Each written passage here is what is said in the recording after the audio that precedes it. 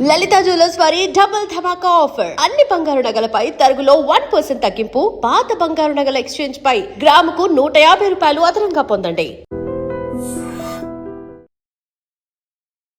అమ్మా నాన్నల్ని మనం చూస్ చేసుకోలేము, తోడబుట్టిన వాళ్ళని మనం చూస్ చేసుకోలేము, బంధువుల్ని మనం చూస్ చేసుకోలేము, బట్ ఫ్రెండ్స్ మాత్రం మనం చూస్ చేసుకుంటాము. స్నేహమే నా జీవితం, స్నేహమేరా శాశ్వతం. సో ఫ్రెండ్షిప్ వాల్యూ ఎలా ఇవ్వాలి? లేదురా సుఖం, రాదురా గతం, ఏమిటో జీవితం. ఈ మధ్య ఫ్రెండ్స్ కూడా మోసం చేస్తున్నారు, బాధ పెడుతున్నారు.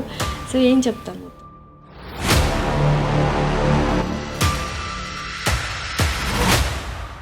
లైఫ్లో ఫ్రెండ్ అనేవాడు చాలా ఇంపార్టెంట్. ఎంత ఇంపార్టెంట్ అంటే వచ్చి చెప్పుకునేది వాడికే, ఏది జరిగినా వచ్చి చెప్పుకునేది వాడికే. బాధ అయినా కష్టమైనా నీతోనే చెప్పుకుంటా, సంతోషం 10 మందితో షేర్ చేసుకుంటాను. దాన్ని కూడా రాంగ్గా అనుకుంటా అన్నీ చెప్పుకునేది వీడికే. వీడియో ఇలా చేస్తే ఎవరు చెప్పుకోవాలి? అందుకే చూసింగ్ ఈజ్ వెరీ ఇంపార్టెంట్. నేను మాట్లాడే నేను కూడా తప్పు చేస్తానేమో. గతమైన జీవితం కథగానే రాసుకో.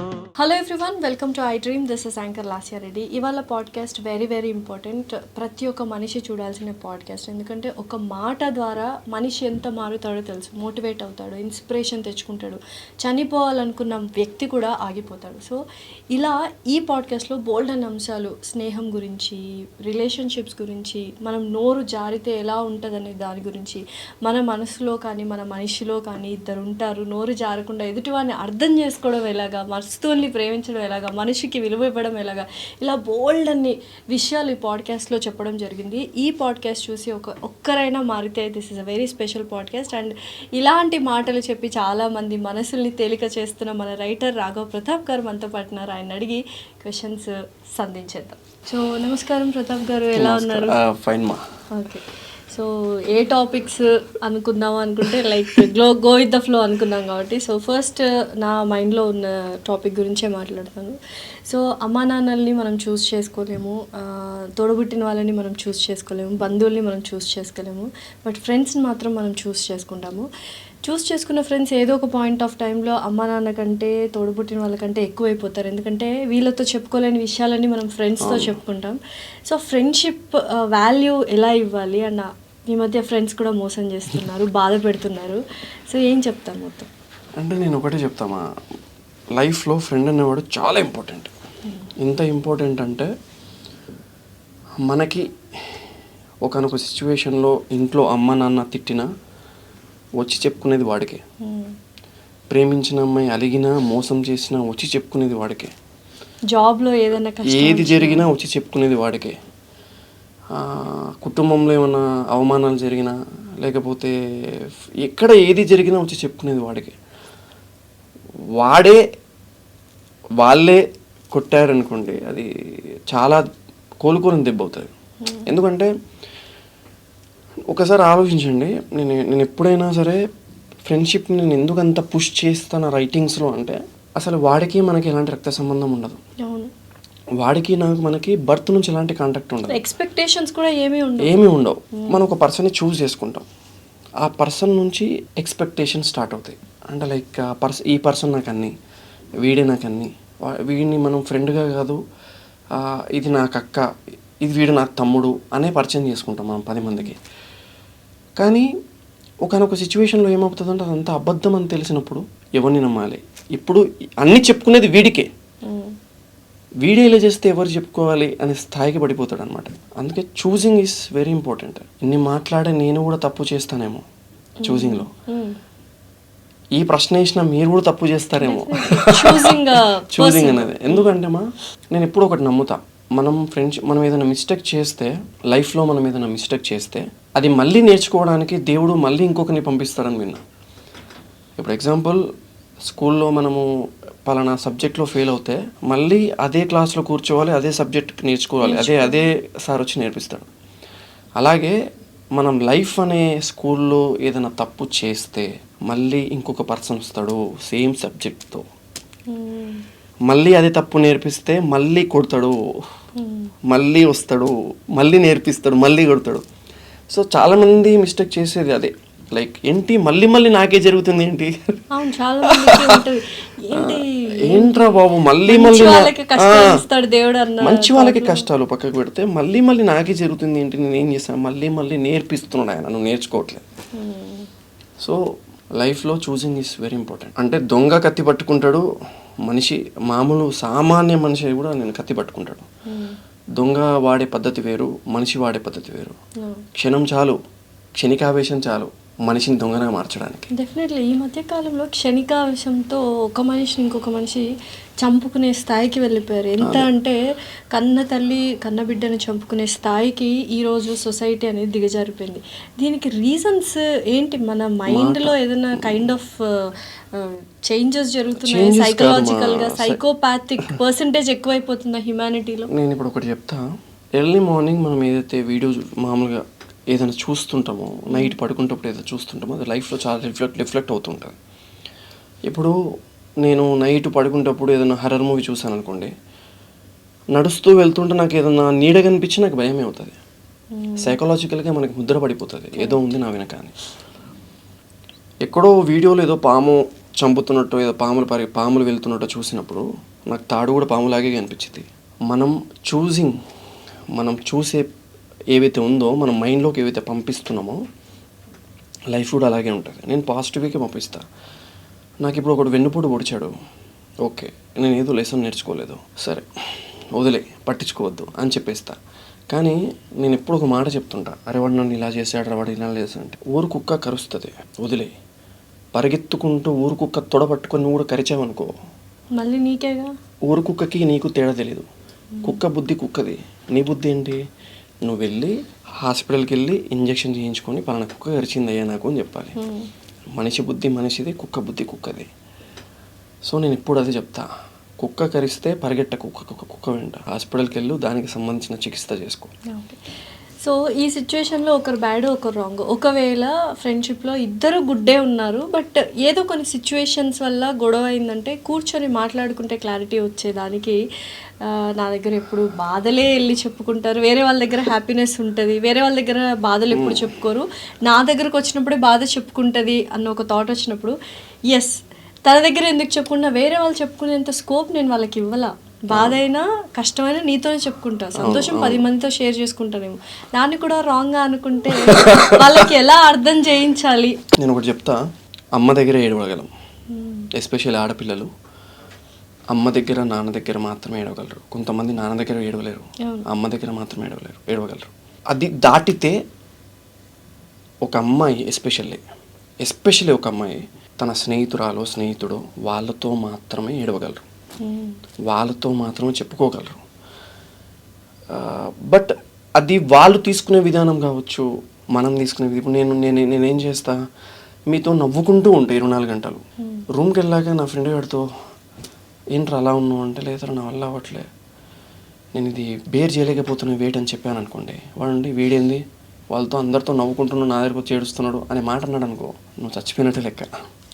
అంటే నువ్వు అప్పుడు ఏం ఆలోచించాలి? నిజమైన స్నేహితుడు నిజమైన స్నేహితురాలైతే నువ్వు ఏం ఆలోచించాలి? ఇంతసేపు వీడు నటించాడా, నా దగ్గర వచ్చి ఏడుస్తున్నాడు, ఇంత దాచుకున్నాడు ఏంటి, అలా ఆలోచించాలి. అది నిజమైన స్నేహం, అది వాడు నిజమైన స్నేహితుడు. అంటే నేనేంటంటే అమ్మా, మనం వాడి ముందు ఏ సీక్రెట్స్ ఉంచాం, వాడి ముందు అసలు ఏది దాచం, వాడు కూడా అలాగే ఉంటాడని అనుకుంటాం మనం, కానీ కాదు, తప్పు. అంటే నేను ఎప్పుడు నాన్న చెప్తుంటా, నాన్న చాలా దాస్తాడు అని. మన వెనుకున్న మిత్రుడు చాలా దాస్తాడు, మన వెనుకున్న మిత్రురాలు చాలా దాస్తుంది. తనకి మన మీద ఉన్న ఒపీనియన్ దాస్తుంది, తనకి మన మీద ఉన్న కోపం దాస్తుంది, తనకి మన మీద ఉన్న ఒపీనియన్ దాస్తుంది. దాచితే ఓకే, కానీ అది ఎక్కడ బయట పెట్టాలో అక్కడ బయట పడుతుంది. అదే డైరెక్ట్ గా ఫ్రెండ్ దగ్గర నీకు నచ్చకపోతే వాళ్ళకే చెప్పేస్తే అంత చనువు ఉంటది కదా ఫ్రెండ్షిప్ మధ్య. నేను ఎప్పుడు ఒకటి చెప్తా, ఇది కలియుగం, ఇక్కడ మరో కృష్ణుడు మనకి దొరకడు. అర్జునుడికి మిత్రుడైన కృష్ణుడు దొరికినట్టు మనకు దొరకడు. మనమే కృష్ణుడిలాగా మారిపోయి ఉపదేశాలు మనకి ఇచ్చుకోవాలి. మనకి మన మనసే కృష్ణుడు. మన మనసులో వద్దు ఇది చేయకు, వద్దు ఇది చేసే, ఎవడన్నా ఇన్సల్ట్ చేశాడా, వద్దు ఎందుకు అనవసరంగా పట్టించుకోక పద. అంటే నేనేం చెప్తా అంటే, కలియుగ ధర్మం ఇదే, కలియుగమే ఇది, ఇలాగే ఉంటుంది ఇక్కడ. కృష్ణుడు లాంటి మిత్రుడు దొరకడు ఇక్కడ. నీ గురించి చెప్పేవాడు ఎవడు దొరకడు ఇక్కడ. అంటే మొన్న లాస్ట్ టైం నేను కృష్ణుడు ఏంటి, ఒక యుగం కోసం ఇది వచ్చే యుగానికి తోడ్పడుతుంది, వచ్చే యుగానికి అవసరమవుతుంది అని 18 అధ్యాయాల భగవద్గీత బోధించాడు. కానీ పాపం ఆయనకు తెలియదు, ఆ 18 అధ్యాయాలు భగవద్గీతలో 18 అక్షరాలు కూడా పక్కనున్న మిత్రుడికి చెప్పాడు అంటే మరో కృష్ణుడు పుట్టాలి మన స్నేహితుడుగా. సో ఫ్రెండ్షిప్స్ కూడా చాలా స్వార్థపూరితంగా అయిపోయాయి. ఇప్పుడు ఫ్రెండ్షిప్ చేయడం కూడా ఎదుటివాడి వల్ల నాకు ఉపయోగం ఉంటేనే చేస్తారు అన్న ధోరణికి వెళ్ళిపోయారు. ఎస్పెషలీ మన ఇండస్ట్రీలో చెప్పుకో అంటే ఫాలోవర్స్ ని బట్టి ఫ్రెండ్షిప్ చేసేది, ఫాలోవర్స్ ని బట్టి వాళ్ళ స్టోరీ ట్యాగ్ చేయడం, ఇవి నేను నిజంగా ఎక్స్పీరియన్స్ అయ్యాను. నేను అందుకే చెప్తున్నాను, ఒకప్పుడు తక్కువ ఉన్నప్పుడు స్టోరీ పెట్టడానికి కూడా ఆలోచించే వ్యక్తులు ఇప్పుడు ఫాలోవర్స్ పెరగగానే ట్యాగ్ చేయడం స్టార్ట్ చేస్తారు. అంటే ఫాలోవర్స్ ఇన్స్టా అనే ఒక యాప్కి నువ్వు ఇచ్చే విలువ నీ ఓన్ ఫ్రెండ్కి నువ్వు ఇవ్వట్లేదు అనే టైంలో అప్పుడు తెలిసిపోతుంది. అంటే నేను ఒకటి చెప్తాను, లైక్ ఫ్రెండ్షిప్ లైక్ డిజిటల్ అయిపోయింది ఇప్పుడు. ఒకప్పుడు ఫ్రెండ్షిప్ని వాడిచ్చే వాల్యూ, వాడు మనకిచ్చే టైం, వాడు మనతో మాట్లాడే మాటలని బట్టి ఉండేది. ఇప్పుడు అది కాదు. ఇన్స్టాలో ఫాలోవర్స్, వ్యూవర్షిప్. సో నేను ఏది బాగా నమ్ముతా అంటే, నేను ఎప్పుడు నా ఫ్రెండ్స్కి చెప్పేది అదే, చిటికే చాలు సోషల్ మీడియా పడిపోవడానికి. సోషల్ మీడియా మొత్తం డౌన్ అయిపోయాక మిగులుతో చూసినావు, దట్ ఈస్ యూ. అది నువ్వు ఉన్నట్టుండి ప్రస్తుతం ఉన్న పరిస్థితుల వల్ల ఏదైనా జరిగి total social media total blank అయిపోయింది అనుకో. సింపుల్, సోషల్ మీడియా అక్కర్లేదు, టిక్ టాక్ బ్యాన్ చేసినట్టు ఇన్స్టా బ్యాన్ చేస్తే ఎంతమంది అయిందనుకోండి, వాట్ యు ఆర్, నువ్వేంటి, అప్పుడు నువ్వు మళ్ళీ ఫస్ట్ నుంచి స్టార్ట్ చేయగలవా అనేది వెరీ ఇంపార్టెంట్. బయటికి వచ్చాక నువ్వేంటి. ఇప్పుడు నేను ఒక మాట చెప్తాను, నీ వల్ల అదైందన్నా, నీ వల్ల ఇదైందన్నా, చాలా చేంజ్ వచ్చిందన్న అలా చెప్పేవాళ్ళు చాలామంది. అలా చెప్పినప్పుడు నా లోపల నేను కుమిలిపోయిన రోజులు ఎన్నో. నా పక్కన వచ్చి ఎవడో అన్నా ఓకేనా నువ్వు అని అడిగిన వాడు లేడు. నేను ఎక్కడికి వెళ్ళినా అది నా లోపల ఉన్న పాజిటివో నెగిటివో నాకు తెలియదు. నేను చేసే ఫస్ట్ పని ఏంటంటే అదేంటో తెలియదు, సైలెంట్ ఉండి డల్ ఉండేవాడు కనిపిస్తుంది దగ్గరికి వెళ్ళి నువ్వు ఓకేనా అని అడుగుతా. అది నాకు అలవాటు, ఫస్ట్ నుంచి అలవాటు. ఎందుకు అంటే అలా సైలెంట్గా ఒంటరిగా కూర్చున్నప్పుడు, ఒంటరిగా కూర్చున్నప్పుడు నా పక్కన ఎవరు లేరు. ఐ నో దట్ పెయిన్, నాకు ఆ పెయిన్ తెలుసు. కాబట్టే వీడేదో ట్రోమాలో ఉన్నాడు, ఓకే వెళ్దాం ఒకసారి పలకరిస్తా. అది నాకు చాలాసార్లు నేను విన్న కథలు ఎన్నో, ఒక్కొక్కడి లోపు ఒక కథ ఉంటుంది. అందుకే ఇప్పుడు మెట్రోలో వస్తున్నప్పుడు ఒక కథ, ఎవరిని ఈజీగా నోరు జారొద్దు, వాడు ఏం గోత్రూ అవుతుంటాడో వాడి లైఫ్. నేను సింపుల్ ఒక విషయం చెప్తా వినండి. మెట్రోలో ఇప్పుడు నేను మెట్రోలో ఎక్కా, దిల్సుఖ్ నగర్లో మెట్రో ఎక్కిన తర్వాత జస్ట్ కూర్చున్నామని ఎందుకో లేచి కూర్చుండమ్మా అన్న కూర్చున్నారు. ఒక్కసారి నేను ఇలా చూస్తే దాదాపు 10 కిలోలు ఉంటుంది బ్యాగు, 25 సంవత్సరాలు కూడా ఉండవు. వాడికి అప్పటికే చెమటలు పట్టేసినాయి, ఆయాసపడుతూ ఉన్నాడు. కానీ పక్కనున్న వృద్ధుడికి పక్కా సీట్ ఇవ్వాలి, లేచి ఇచ్చాడు. ఇటుపక్క చూస్తే ఒక అమ్మాయి ఏదో మెడికల్ సంబంధించినవి పెద్దవి పట్టుకొని పక్కనున్న తల్లిని తీసుకుని వెళ్తుంది. కొంచెం పక్కన తిరిగి చూస్తే ముసలాయన ఏదో దెబ్బ తగిలినట్టుంది, ఒక్కడే వెళ్తున్నాడు. ఇంట్లో కొడుకు కూతురు ఉన్నారో లేదో తెలియదు, ఏం చేస్తుందో తెలియదు. ఒక్కసారి ఇప్పుడు ఆలోచించండి, ప్రతి ఒక్కడికి ఉన్నాయి, ప్రతి ఒక్కడు పోరాడుతున్నాడు, ప్రతి ఒక్కడు ప్రయాణిస్తున్నాడు, ప్రతి ఒక్కడు వాడితో వాడు యుద్ధం చేస్తూనే ఉన్నాడు. ఇప్పుడు చూసిన నేను ఒక్కడినైనా ఒక్క మాట అనగలనా, ఏరా నిలబడి లేవు అని నేను అనగలనా? వాడికి నేను సీట్ ఇచ్చా, బ్రో కూర్చో, నేను సీట్ ఇచ్చా, కూర్చోండి, లేదా పర్లేదు బ్రో కూర్చోండి ఇచ్చా. ఆ అమ్మాయికి అమ్మ నేను పట్టుకుంటలేండి అని చెప్పేసి ఆ అమ్మాయి మెడికల్ బిల్లు పట్టుకొని లేవని చెప్పా. ఎక్కడ జరిగింది ఇదంతా? ప్రతి ఒక్కటి లోపల చూసినందుకు జరిగింది. చూడకపోతే జరగదు, నోరు జారుతుంది. చూస్తే నోరు జారదు, చూడగలగాలి, చూడగలిగితే నోరు జారదు. ఎవరికి అంత టైం ఉంది అంటే టైం ఏంటంటే నేను ఇప్పుడు చెప్తా. రీసెంట్లీ నేను ఒకటి ఎక్స్పీరియన్స్ అయ్యా. మనకున్న సర్కిల్, మనకున్న నాలెడ్జ్, మనకున్న శక్తి, మనకున్న ఫ్రెండ్స్ సర్కిల్, ఇదంతా దేనికి ఉపయోగిస్తారు అంటే ఒక మనిషిని మాట అనడానికి ఉపయోగిస్తారు, ఒక మనిషిని బ్లేమ్ చేయడానికి ఉపయోగిస్తారు, ఒక మనిషిని రోడ్డున పడేయడానికి ఉపయోగిస్తారు. నేను ఇది బాగా చూసా. లైక్ ఎలా అంటే మాట ఎంతసేపు మనం ఈజీగా అనేయగలం. ఇప్పుడు సోషల్ మీడియా కామెంట్స్ అన్నీ ఈజీగా మాట అనేస్తారు. మీరు అనే మాట నేను 10 మందికి చెప్పుంటా, మీరు చెప్పే వరకు నేను రియలైజ్ అవ్వాలా. యూట్యూబ్లో కూడా రీల్స్లో కూడా కాంప్లిమెంట్ అని ఉంటుంది సార్, కామెంట్ అని ఉంటుంది. అది చాలా తప్పు. కాంప్లిమెంట్ అని ఉండాలి కదా. అప్పుడు వాడు ఏదైనా కామెంట్ చేసినా అది కాంప్లిమెంట్లో బాక్స్లోనే ఉంటుంది కదా. సో అప్పుడు నేను రియలైజ్ అయ్యా, నిజమే కదా అసలు లాస్ట్ ఇయర్ చెప్పింది, అక్కడ ఉండాల్సింది ఇది కదా నేను చాలామంది 10 మందికి చెప్పా, అక్కడ ఉన్నది కామెంట్ బాక్స్ కాదు. కామెంట్ బాక్స్ నువ్వు ఆ కామెంట్ బాక్స్లో కాంప్లిమెంట్ పెట్టినా కామెంట్ లానే చూస్తాడు వాడు. సో మనం అలవాటు పడ్డ సోషల్ మీడియా లాంటిది. నిజంగానే సోషల్ మీడియా మంచి చేస్తుందా చెడు చేస్తుందా అంటే ఇటు గ్రో అయ్యే వాళ్ళు చాలా బాగా గ్రో అవుతున్నారు బిజినెస్లో, కానీ ఇటు అంటే వాళ్ళ వర్క్ వాళ్ళు చేసుకుంటూ ఇటువైపు ఎవరైతే గ్రో అవుతున్నారో వాళ్ళ కింద కామెంట్స్ పెట్టడము, వాళ్ళని తక్కువ చేయడము, అంటే కొన్ని చాలా భయంకరమైన కామెంట్స్. అంటే వాడికి సంబంధం లేని టాపిక్లో వచ్చేసి దూరేసి ఏదో ఒక కామెంట్ పెట్టేస్తున్నాడు. పద్ధతిగా చీర కట్టుకున్న యూజ్ చేయకూడని వర్డ్స్ అన్ని యూజ్ చేసి పెడుతున్నారు. ఇంకేం చేయాలి అలాంటి వాళ్ళని? వాళ్ళ మైండ్ సెట్ ఏమనుకోవాలి? రావణాసుడి లక్షణాలు అవి. సీతమ్మ, ఈమె సీతమ్మ అని తెలిసి రావణాసుడు మాట్లాడాడు. వేరొకటి భార్య అని తెలిసి రావణాసుడు మాట్లాడాడు. అపహరించాడు తెలిసి కూడా. అపహరించి బ్రహ్మముహూర్తంలో వేదమంత్రాలు జరుగుతుండగా మంగళ వాయిద్యాల మధ్యలో మందితో వెళ్ళి సీతమ్మతో మాట్లాడాడు. ఆ లక్షణాలు స్ప్రెడ్ అయిపోయినాయి. రావణాసుడు అంటే ఈజ్ నాట్ ఈజీ పర్సన్. ఆ మనిషి ఒకవేళ బుద్ధిగా లేకపోయింటే ముల్లోకాల నేలే మనిషి ఆయన. అవును, తీసేస్తే వెరీ గ్రేట్ పర్సన్. ఆయన సంగీత విద్వాంసుడు, బ్రాహ్మణుడు, అపారమైన శక్తి గలవాడు, శివభక్తుడు. ఆ ఒక్కటి లేకపోయింటే ఉండేవాడు, వేరే దగ్గర ఉండేవాడు ఆయన. కానీ ఇప్పుడు అందరం ఎలా చూస్తున్నాం? మాట్లాడే మాట, చేసిన పని. నేను మొన్న కూడా ఒక మాట అన్నా, బలవంతుడైన హనుమంతుడు మాట్లాడాడు, బలవంతుడైన రావణాసుడు మాట్లాడాడు. రావణాసుడు మాట్లాడిన మాటకి సీతమ్మ చచ్చిపోవాలనుకుంది, హనుమంతుడు మాట్లాడిన మాటలకి సీతమ్మ బతకాలనుకుంది. నువ్వు మాట్లాడే మాట అవతల జీవితంలో ఆశలు రేకెత్తించాలి, చచ్చిపోకూడదు. నేను అదే నమ్ముతా ఎప్పుడైనా సరే. ఎంతసేపు మనం వాడిని ఏం చేద్దాం, ఎంతసేపు విని మనం ఎక్కడ పోక్ చేద్దామని ఉంటుంది తప్ప నవేడేస్ అది ఇప్పుడు ధోరణి అనేది కలియుగ రావణాసుడు వచ్చిన లక్షణాలు అవి. అంతే అంటారా? రిలేషన్షిప్స్ గురించి ఏం మాట్లాడాలనుకుంటున్నారు? రిలేషన్షిప్స్లో ఎప్పుడైతే ఎక్స్పెక్టేషన్స్ తగ్గుతాయో, రిలేషన్షిప్లో ఎప్పుడైతే అండర్స్టాండింగ్ పెరుగుతుందో అది కష్టం. అదే సో అవదండి ఇది. రిలేషన్షిప్లో అనగానే నాకు నోరు తడబడుతుంది, ఎందుకో తెలియదు. నాకు ఒక డౌట్, మనం ఎక్కువ ప్రేమిస్తే వాల్యూ తగ్గుతుంది అనేది చాలామంది ఎక్స్పీరియన్స్ చేస్తున్నారు ఇప్పుడు.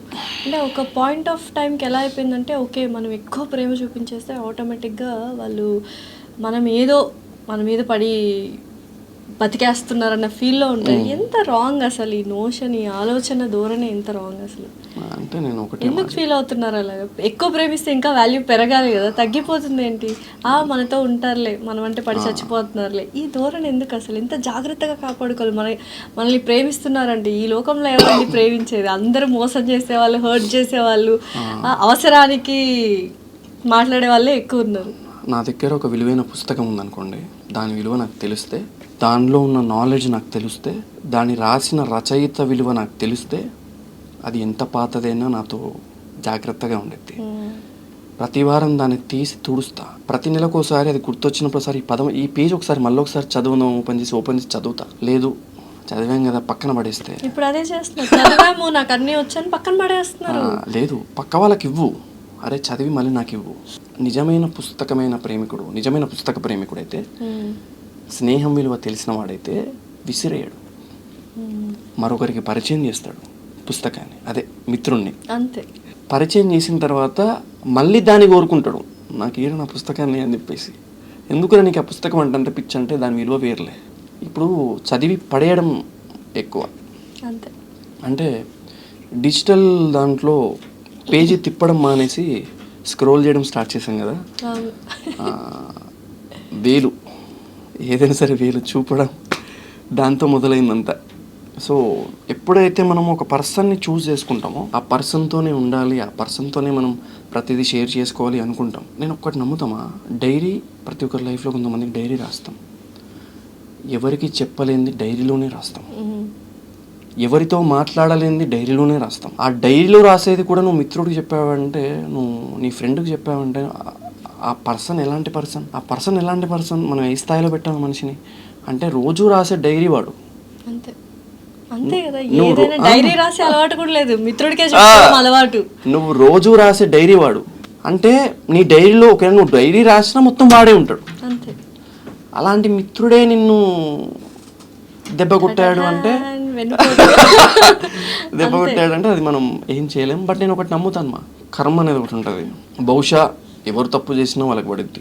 నిజంగా తప్పు చేసిన వాడే అయితే ఆయన చూసుకుంటాడు అంతే.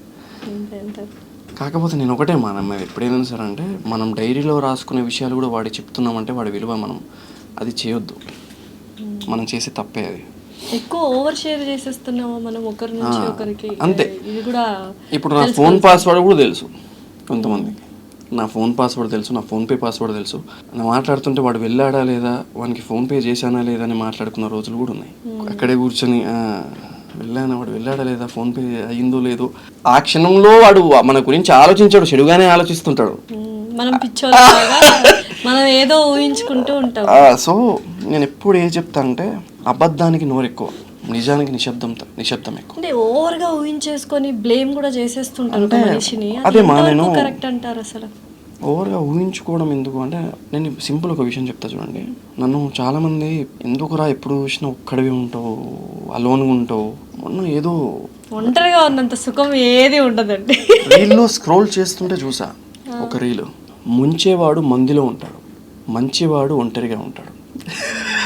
నేను షాక్ చేద్దా, అమ్మో ఎవడన్నా నన్ను ఎందుకురా ఒంటరిగా ఉంటావు అన్నప్పుడు నేను చూపిస్తా ఇది. సో రియల్లీ సర్ప్రైజ్డ్ అనమాట. ముంచేవాడే మందిలో ఉంటాడు, ఎందుకంటే వాడికి ఎప్పుడు బలగం కావాలి.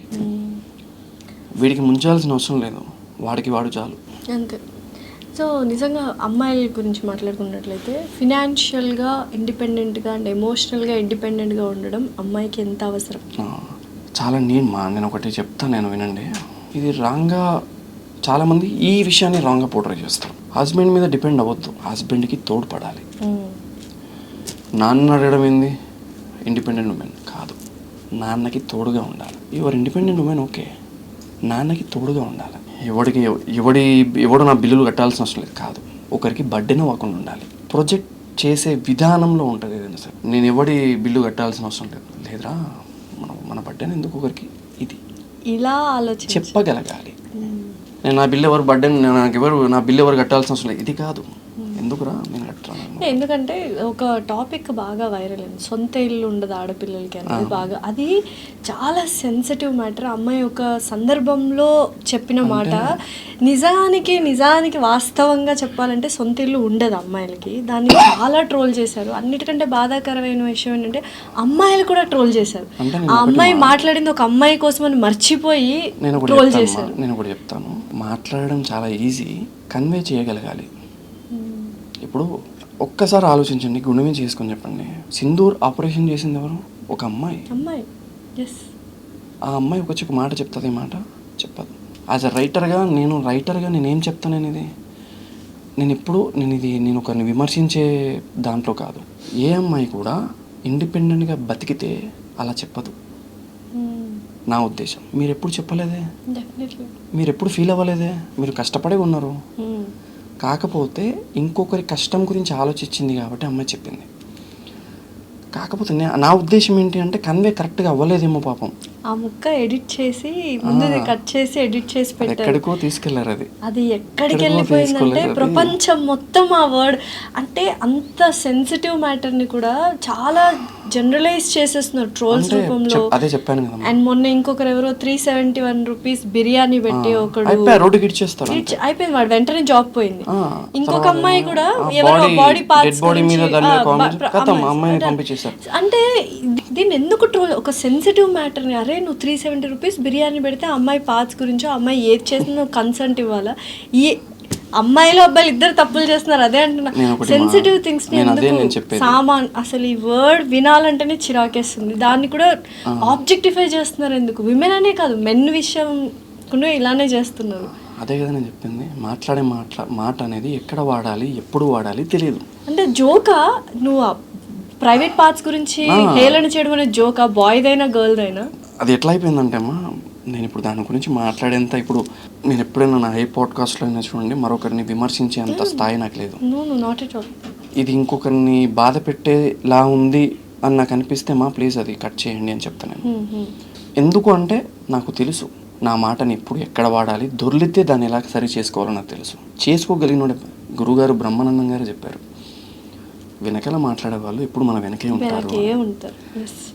ఒక్క పాడ్కాస్ట్ చాలండి, అలా చాలు. చూస్తూ ఉండిపోవచ్చు. అందులో ఒక 10% ఫాలో అయినా ఎదుటి మనిషిని హర్ట్ చెయ్యం. నేను అదే చెప్పేది. ఇప్పుడు నేను మెట్రోలో వచ్చి ఇన్ని చూసా, ఎవరినైనా ఒక్క మాట అనబుద్ధి అవుతుందా?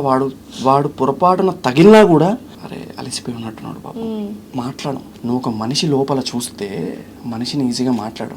మాంసపు ముద్ద, రుచులెరిగిన మాంసపు ముద్ద, నాలుగో కదా అది. అది చాలా ఒయ్యారంగా తిరుగుతూ చాలా మాట్లాడుతుంది. నాలుక కాదు, మాంసం ముద్ద అనే పిలుస్తుంది. దానికి నాలుక అనే పేరు అనేది కూడా వేస్ట్. అది ఎప్పుడైతే నువ్వు అదుపులో పెట్టుకుంటావో యు ఆర్ ఎవ్రీథింగ్. యూజువల్గా రోడ్లో వెళ్తున్నప్పుడు ఏదో యాక్సిడెంట్ అవుతుంది, తిట్టేసుకుంటుంటారు. వీడు కావాలని గుద్దడు, వాడు కావాలని, అది అవుతుంది. It just happens. ఒక్క నిమిషం ఆలోచించి అరే ఓకే ఇట్స్ ఓకే బై అంటే అయిపోతుంది. పూనకాలు వచ్చినట్టు బూతులు మాట్లాడేసుకొని, తిట్టేసుకొని, గొడవలు పడి, వెనకాల ట్రాఫిక్ నాపేసి, ముందర ట్రాఫిక్ నాపేసి, ఎందుకు ఇంత అంటే ఆలోచన శక్తి రోజు రోజుకి మానవుల్లో తగ్గిపోతుందంటారు. నేను ఒకటేమా, నువ్వు ఎప్పుడైతే సైలెన్స్ని ట్రస్ట్ చేస్తావో నువ్వు ఏదైనా సాధించగలవు. నువ్వు ఏదైనా సాధించగలవు డెఫినెట్లీ. మూక పంచశతి మీరు విన్నారో లేదో తెలియదు. కంచి కామాక్షి అమ్మవారి గురించి మూక పంచశతి అని ఒకటి ఉంటుంది. ఒక మూగవాడు అమ్మవారిని చూడంగానే ఫటఫటఫట 500 శ్లోకాలు పాడేశాడు. ఆమె నోట్లో ఉన్న ఒక తాంబూలం తీసి పెట్టేసింది అంతే, కథం. 500 శ్లోకాలు పాడేసిన తర్వాత అమ్మవారు అడిగింది స్వయంగా, ఏం కావాలి చెప్పు నాన్న అంటే, తీసేసే. అదేంటి అలా అంటావు? వద్దు, మాట్లాడితే నీతో మాట్లాడాను, నాకు తెలియదు చిన్నప్పటి నుంచి మాట్లాడా నీతోనే మాట్లాడా, నీ గురించే పాటలు పాడా, వద్దు ఇంకా ఇదే ఉంటే ఏం మాట్లాడిద్దో, వద్దు తీసే అంటే ఆయనకు తెలుసు ఇది ఉంటే ఏమేమి మాట్లాడిద్ది, ఏమేమి చాడీలు చెప్పిద్ది, ఏమేమి ఏమంటారు నీతులు మాట్లాడిద్దో తెలుసు. ఆయన మాట్లాడకపోయినా ఆ మాటలు విన్నాడు, 10 మంది మాట్లాడే. సో నేను అది నమ్ముతా. అంటే నేను నమ్మ ఆడపిల్లకి సొంత ఇల్లు లేదు అనే మాట నిజమే, నేను ఒప్పుకుంటా దాన్ని. కన్వే కరెక్ట్గా చేసుకోలేదు, అలాంటి వాళ్ళకి మనం ఏం చెప్పలేము. ఇప్పుడు కొంతమంది ఉంటారు నేను ఒకటి చెప్తా, ఎంతసేపు ఉన్నా సరే. నేను మొన్న ఒకటి చూసా, నాకు చాలా చిరాకు వచ్చింది. ఎందుకు జై శ్రీరామ్ అంటారు, జై సీతమ్మ అని ఎందుకు అన్నారు అని అన్నారా? లిటరల్లీ నేను షాక్ అయినామా. శ్రీరాముడిలో ఉండేది సీతాదేవే కదా. శ్రీ, జై శ్రీకారం అంటే శ్రీమాతృత్వం తెలీదు వాళ్ళకి. ఇప్పుడన్నా అంటే కదా, అయినా మనిషిని చూసి ఓకే అంటే ఫెమినిజాన్ని అలా తీసుకెళ్తున్నారు వాళ్ళు. రాంగ్ వేలో పోర్ట్రే చేసేస్తారు. కొంతమంది మతంలో, కొన్ని మతాలలో ఫేస్ బయటికి కనపడకుండా కుక్కని కొట్టినట్టు కొట్టి ఇంటికే పరిమితం చేసి ఇష్టంగా వాడుతున్నారు. దాని మీద యూజ్ చేయండి ఫెమినిజాన్ని. పరమతానికి సంబంధించిన మహిళని ఈడ్చుకొచ్చి నలుగురు కలిసి రేప్ చేసి బట్టలు ఊడదీసి వీడియోలు తీస్తున్నారు, దాని మీద చూపించండి ఫెమినిజాన్ని. అసలు వాడు హెడ్సెట్ పెట్టుకున్నాడు, నాకెందుకు ఈ హెడ్సెట్, దీని గురించి మీరు పోరాడేది. వాడు బస్సు నడుపుతున్నాడు, నేను నాకెందుకు వారు బస్సు నడపడానికి, దీని గురించి మీరు పోరాడేది ఫెమినిజం కాదు. ఆడవాళ్ళు ఎంతమంది పోరాడుతున్నారు హక్కుల కోసం. హ్యాండిక్యాప్ ఉమెన్ ఒక మెడల్ గెలిస్తే ఒక్కడు పెట్టడు, స్టేటస్ పెట్టరు, ఒక్కడు మాట్లాడు. అదే నేషనల్ క్రష్ ఏదన్నా హస్బెండ్ ఇలా మీసం వెలేసినా కూడా అదో పెద్ద స్టోరీ పెట్టేస్తారు, నాకు ఇలాంటి హస్బెండ్ కావాలి. ఇది ఏంటి నాకు అర్థం కాదు. So you have to learn how to use. నేను ఒకటే చెప్తామా, ఫెమినిజం అంటే చాలా తప్పుగా వాడుతున్నారు ఇప్పుడు. ఫెమినిజానికి మీనింగ్ తెలియని వాళ్ళు కూడా ఫెమినిజం గురించి మాట్లాడుతున్నారు. సీరియస్లీ నాకు కూడా అసలు ఫెమినిజం దేనికోసం వాడుతున్నారు అన్న విషయం మర్చిపోయాను. కరెక్ట్. నాకు ఫెమినిస్ట్ అంటే అమ్మో భయం అవుతుందా, కానీ లిటరల్ నాకు నాతో ఎవరైనా ఫ్రెండ్ సర్కిల్లో ఎక్కడ పాడితే ఫెమినిస్ట్ అంటే నేను అమ్మాయికి దూరంగా ఉంటాను, మా అమ్మ ఫెమినిస్ట్ అంటే అలా క్రియేట్ చేశారు. బోల్డ్ అనే మీనింగ్ కి మార్చారు. బోల్డ్ అంటే ఏంటి, ధైర్యంగా ఉండడానికి బోల్డ్ అనేది మీనింగ్ మార్చేసారు. నగ్నంగా ఐ మీన్ అర్ధనగ్నంగా ఉండడానికి బోల్డ్ అయిపోయింది. అంటే మనిషి మాట్లాడేదానికి మనిషి చాలా కష్టం. డెఫినెట్లీ.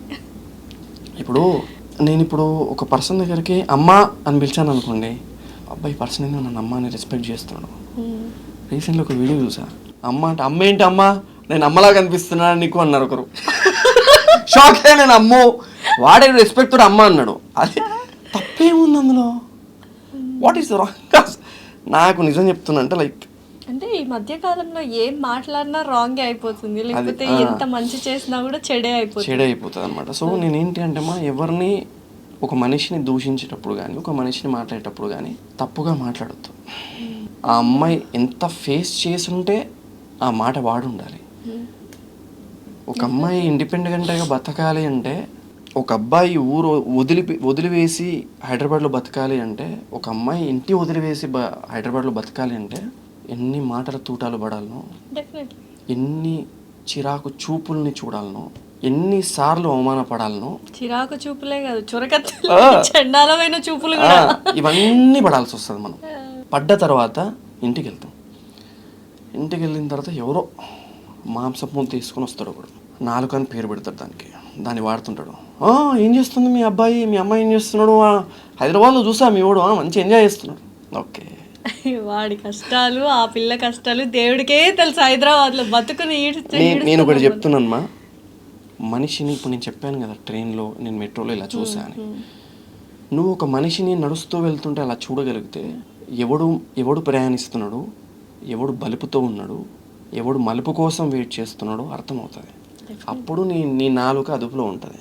ఓకే, మనం ఇప్పుడు ఈ టైంలో మాట్లాడుతూ తప్పిది. నువ్వు అక్కడ కూడా మదం ఎక్కినట్టు మాట్లాడితే నీ అంత మద పురుషుడు మరోడు ఉండడు. నాకు ఎప్పుడో ఈ డౌట్, మంచి వాళ్ళకే దేవుడు ఎందుకు కష్టాలు ఇస్తాడు, మంచి వాళ్ళే ఎందుకు బాధపడుతూ ఉంటారు? అంటే పెద్ద పెద్ద స్కాములు చేసిన వాళ్ళు దాటేసి రాజుల్లా బతుకుతున్నారు. ఈ మధ్యతరగతి కుటుంబానికి చెందిన వాళ్ళు ఇస్తూనే ఉంటారు, కష్టాలు పడుతూనే ఉంటారు.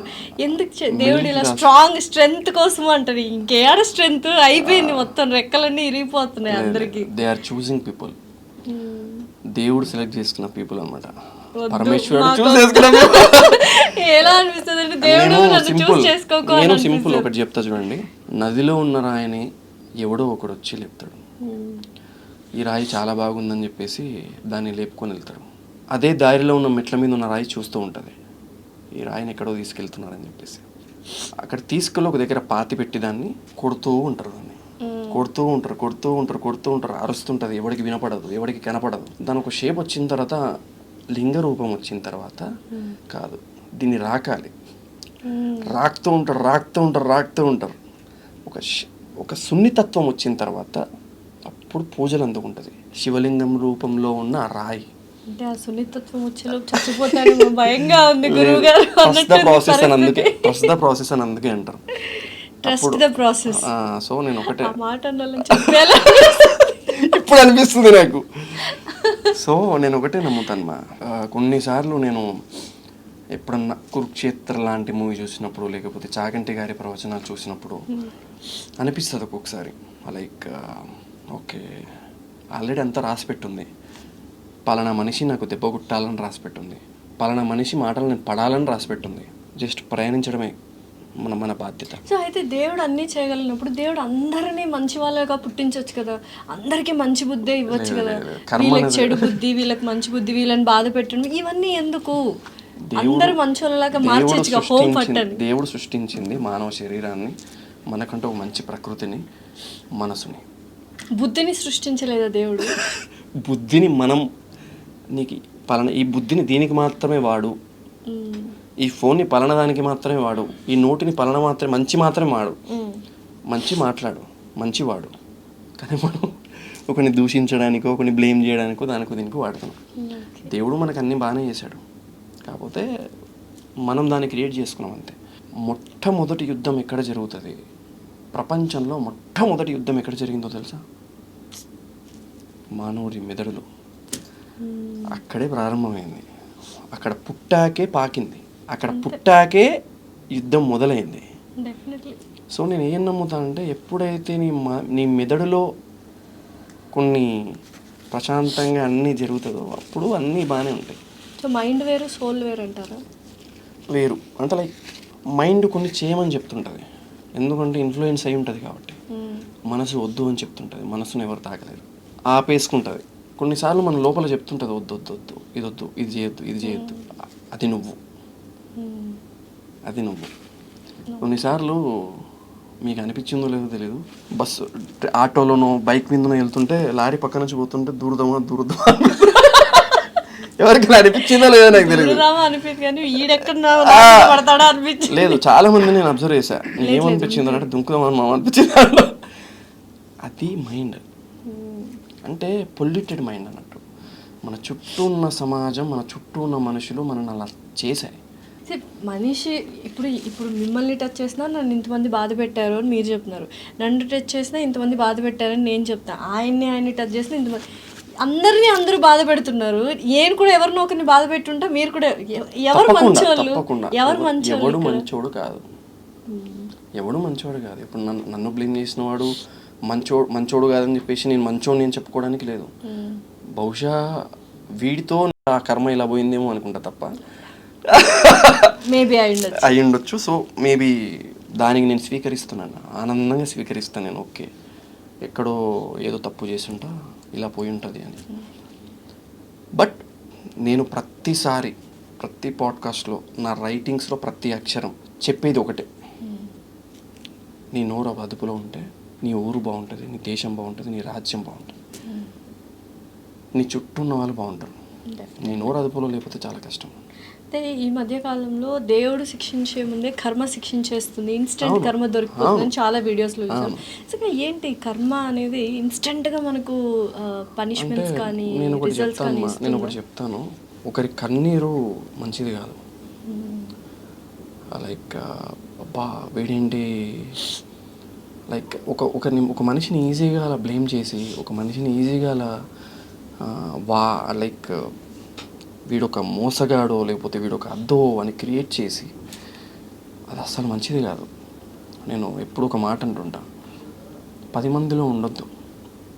నేను 6 అడుగుల గోతిలో మట్టి రాళ్ళ మధ్యలో నలుగు, 6 నూళ్ళలో మాత్రం నలగకు వద్దు.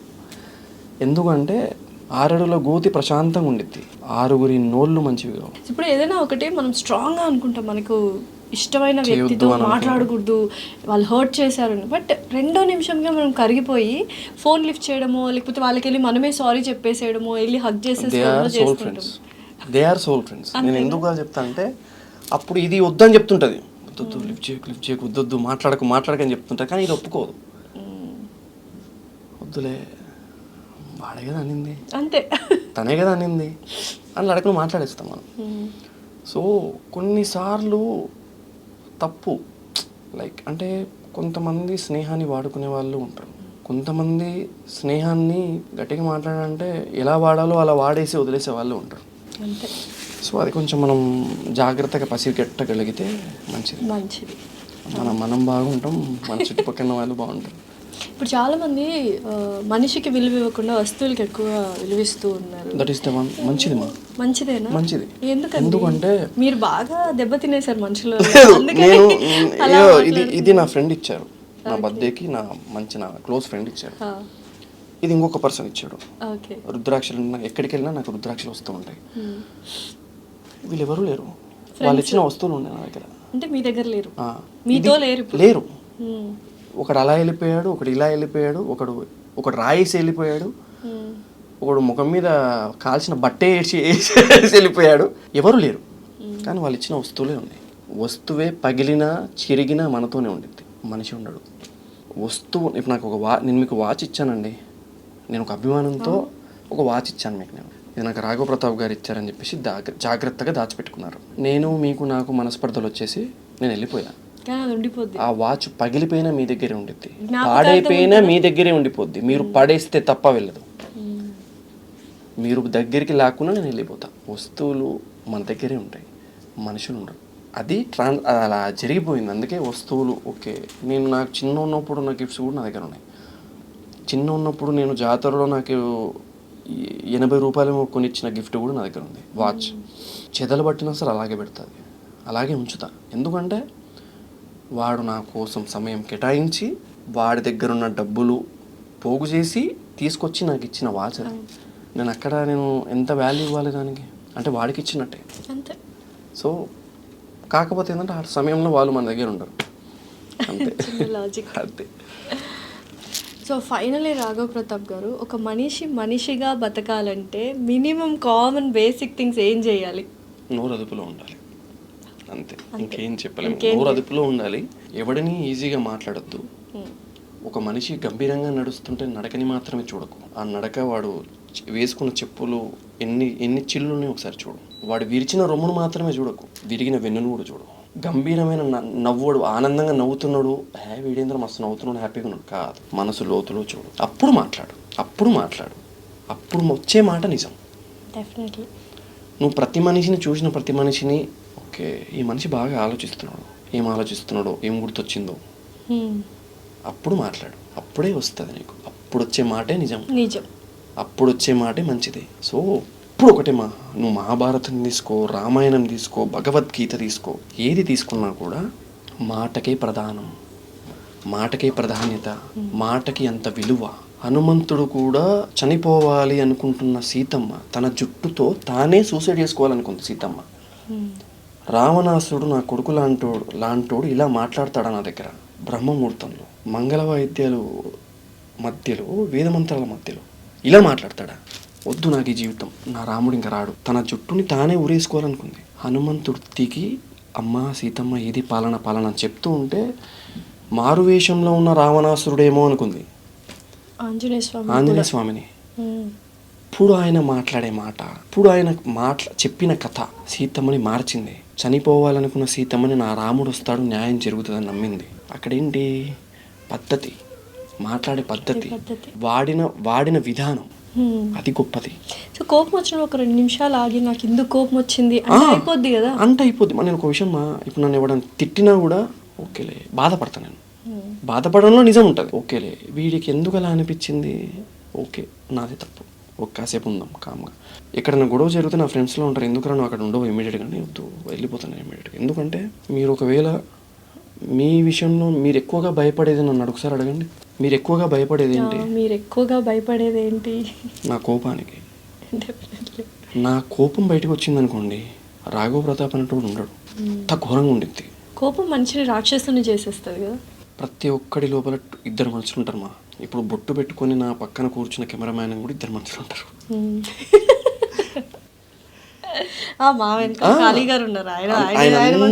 అందరూ అణిచివేసి కూర్చుంటాం, నిజం చెప్తున్నా, అందరం అణిచివేసి కూర్చుంటాం.